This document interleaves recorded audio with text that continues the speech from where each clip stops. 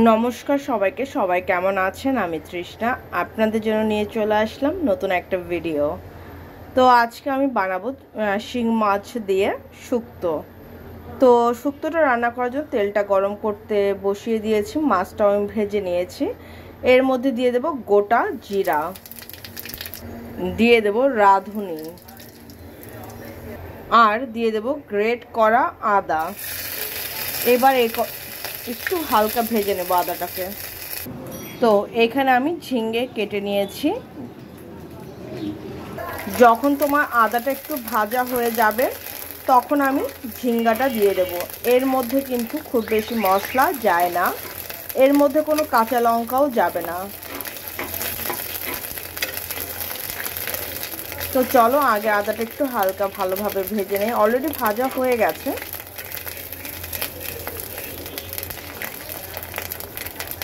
এর মধ্যে এখন দিয়ে দেব ঝিঙ্গাটাকে, দিয়ে দেব স্বাদ অনুযায়ী লবণ, দিয়ে দেব 4 ভাগের 1 ভাগ হলুদ, দিয়ে দেব 4 ভাগে 1 ভাগ ধনে গুঁড়া। এইবার সব কিছু সুন্দর করে মিক্স করে দেব। ঝিঙ্গা থেকে কিন্তু জল বের হবে, ঠিক ওই জলটা দিয়েই কিন্তু ঝিঙ্গাও সেদ্ধ হয়ে যাবে। যে হলুদ আর ধনিয়া গুঁড়া দিলাম সেটাও কিন্তু ওই জলের সাথে যখন আমি কষাবো তখন ওই যে কাঁচা যে স্মেলটা থাকে সেটাও চলে যাবে। তো চলো আমি মিক্সড করে দিলাম, এখন আমি এটাকে ঢেকে দেব। দেখো কি সুন্দর জল উঠেছে ঝিঙ্গা থেকে। এই জলটা দিয়ে কিন্তু কষানো হবে। দেখো খুব সুন্দর কিন্তু এটা কষানো হয়ে গেছে, জলটাও শুকিয়ে গেছে। এখন আমি এর মধ্যে দিয়ে দেব ঝোল ঝোল বলতে সামান্য একটু জল দেব, জাস্ট এতটুকুই দেব।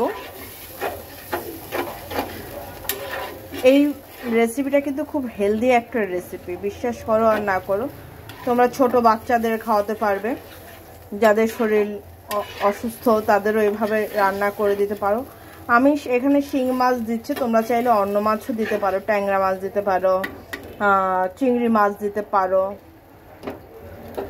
তো চলো এটাকে এখন বলক আসা অবধি ওয়েট করি।